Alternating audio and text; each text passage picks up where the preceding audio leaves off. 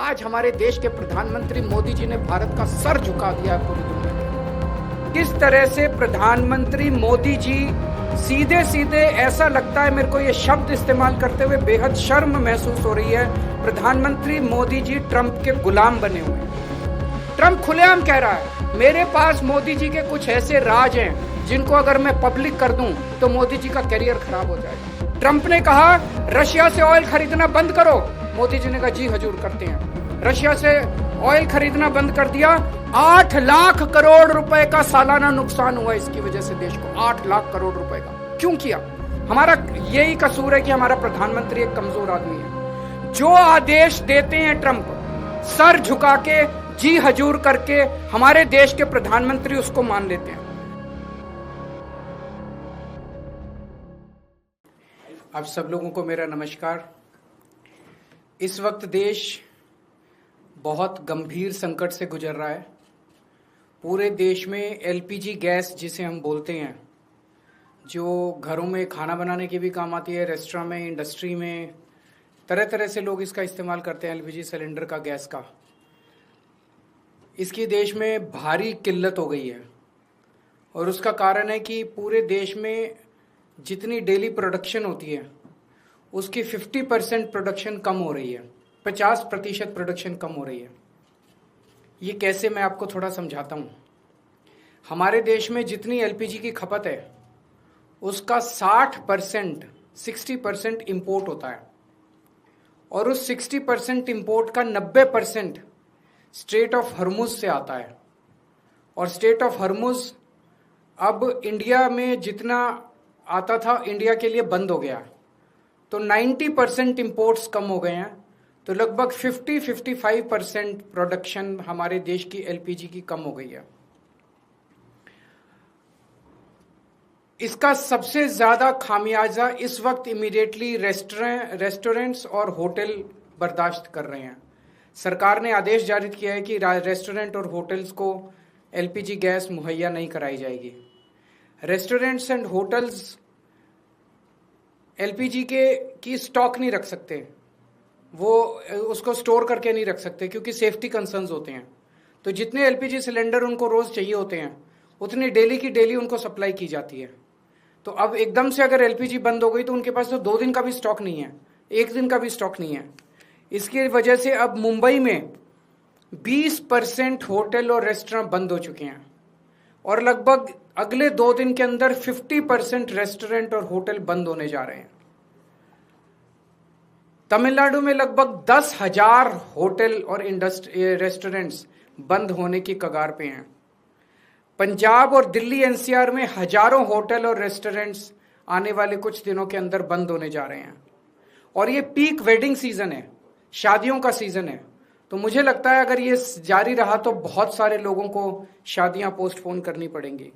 और इसी तरह की कहानियां बेंगलोर, हैदराबाद, पश्चिम बंगाल, छत्तीसगढ़, हरियाणा, बिहार, सब जगह से आ रही हैं।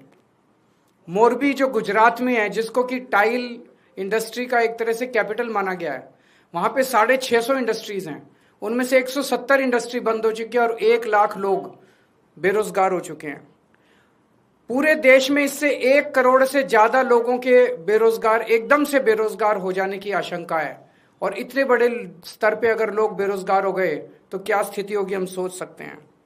और पिछले दिनों में सरकार ने कॉमर्शियल भी और डोमेस्टिक भी दोनों एलपीजी के दाम काफी ज्यादा बढ़ा दिए हैं। जो सरकार ने बढ़ाए वो तो अलग है, लेकिन अब मार्केट में जम के ब्लैक हो रही है एलपीजी की चारों तरफ। हमें यह समझना पड़ेगा ये क्यों हो रहा है। ये हो रहा है क्योंकि इजराइल और अमेरिका ने ईरान के ऊपर हमला किया है। स्ट्रेट ऑफ हॉर्मुज जो है वहां से दुनिया का काफी ज्यादा तेल और गैस जो है उसका आवागमन होता है।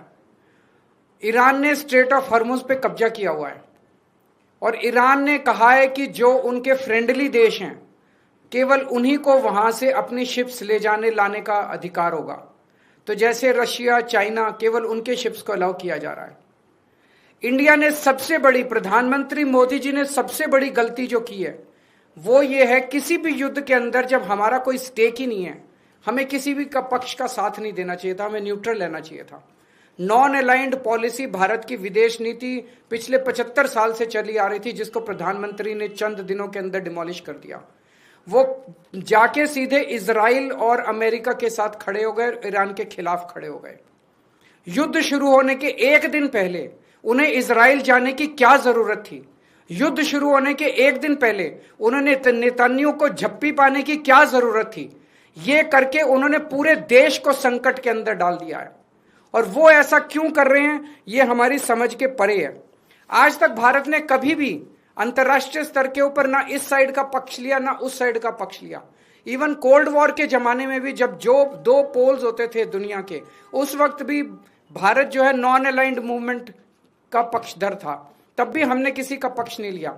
अभी प्रधानमंत्री जी ने सीधे सीधे अमेरिका के और इजराइल के पक्ष में अपना वो रखा, और हमने ईरान जो हमारा पुराना दोस्त था, जिसके साथ हमारा काफी वो था, उसको हमने अपना दुश्मन बना लिया।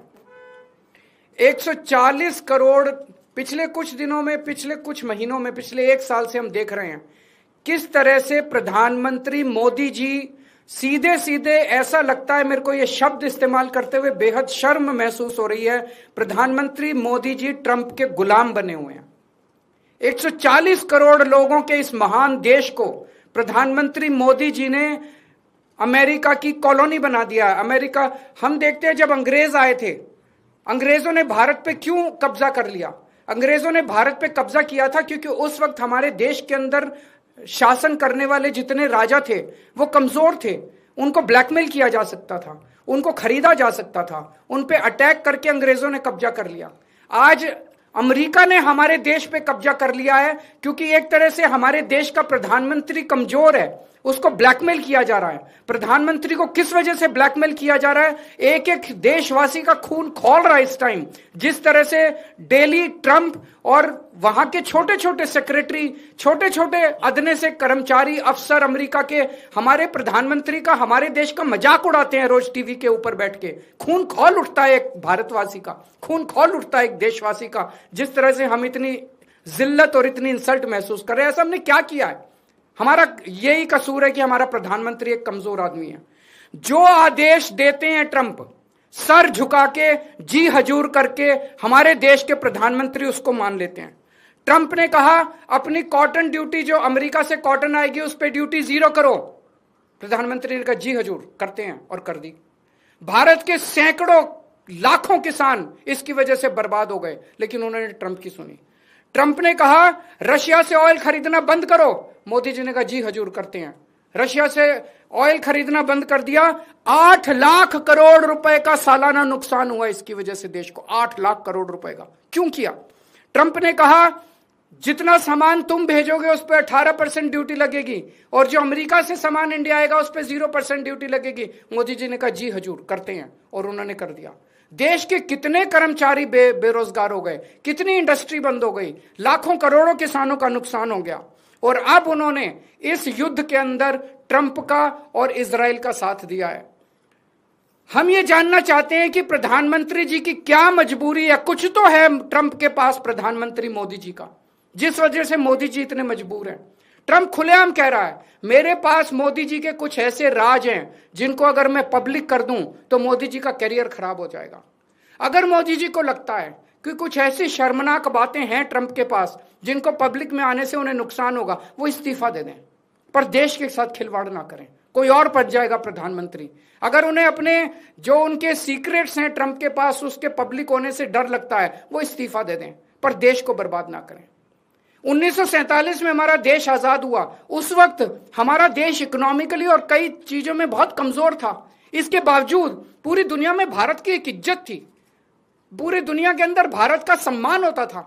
1971 में जब सीधे सीधे अमेरिका ने धमकी दी थी इंदिरा गांधी जी को, तत्कालीन प्रधानमंत्री को, कि अगर तुमने पाकिस्तान पे हमला किया तो अमेरिका भारत पे हमला कर देगा, इंदिरा गांधी ने अमेरिका की एक नहीं सुनी। हमने पाकिस्तान पे हमला करके बांग्लादेश को आजाद कराया। वो एक जमाना था जब भारत चौड़ा होकर पूरी दुनिया के अंदर चल। आज हमारे देश के प्रधानमंत्री मोदी जी ने भारत का सर झुका दिया है पूरी दुनिया के अंदर। हम चाहते हैं कि ये पॉलिसी, फॉरेन पॉलिसी इस तरह की ना की जाए, हमें अमेरिका का गुलाम ना बनाया जाए, ट्रंप के सामने नतमस्तक ना हुआ जाए, और देश की विदेश नीति हमारे भारत के क्या इंटरेस्ट्स हैं उसके हिसाब से बननी चाहिए, ना कि प्रधानमंत्री जी की मजबूरियों और कमजोरियों की गुलाम होनी चाहिए।